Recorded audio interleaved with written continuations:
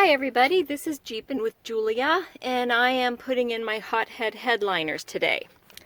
I did an unboxing for them the other day. Wow, that's very reflective on there. As I said, one thing I recommend doing is putting the panels out in the sun, letting them get warm, letting that 3M tape get warm. I also put my Jeep out in the sun. When I put it out here initially, like I had it out here for 5 minutes, and I took the heat gun and it was at 113. And then after it was sitting for a while, like this one right now without it is registering 106. Actually, it's gone down. That's weird. But anyways, and I put I've done the back.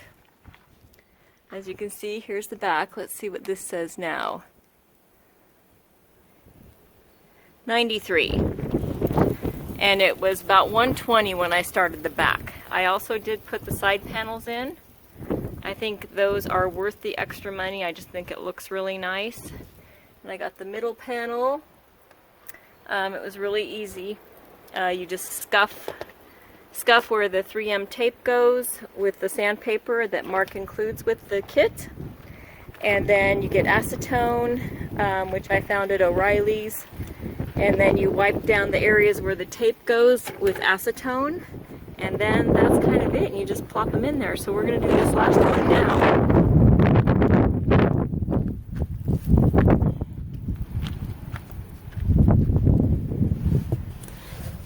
My gosh, I don't know why every time I decide to do something with my Jeep, we have to have gusting winds here in Reno. Alright, here we go. We're going to put this one up here.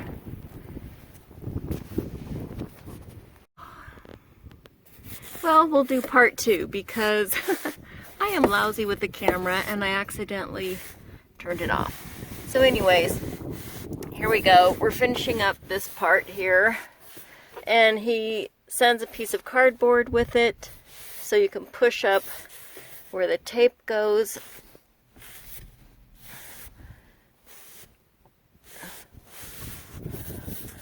And it doesn't take too long, but I do think, and they do have instructions about the temperatures you should be at, but I do think that laying the pieces out in the sun and getting the tape warm is key, at least for me, to get them. This is my second set of Hothead Headliners.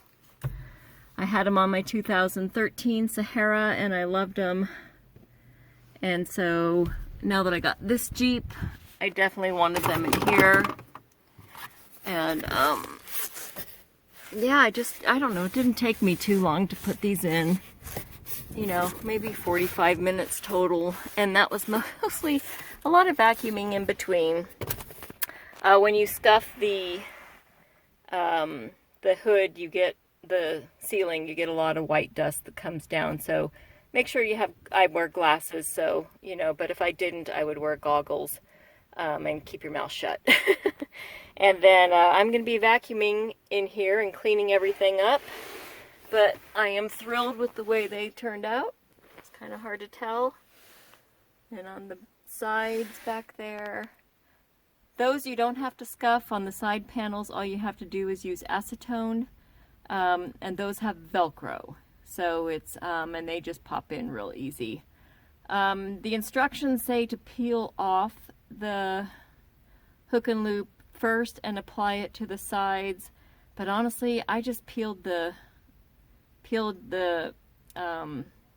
white film off, left them attached, and just, they're bendable, so you just kind of slide them in there and push it and seal it. I didn't feel any reason to take the Velcro apart. I thought it worked just fine. I remember doing that the last time. The biggest thing is make sure you get it over those nuts, those screws there in the bottom. But other than that, the fit and finish of these is so good, guys. It's just so spot on. I can't say enough. And now, let me get my little gun and let's see what we've got here. know if you can see that, but it says 87. There we go. 87. And it was, oops, sorry. it was like 120 when I first started, and it's varied because, you know, I don't know, wind probably cooled it off. It was very windy a few minutes ago. But anyways, it drops the temp of the roof, you know, by 30 degrees. You know, it's pretty amazing. So, anyways, that's it. Hothead Headliners. I can't recommend them enough. Great company. And, oh, here it is.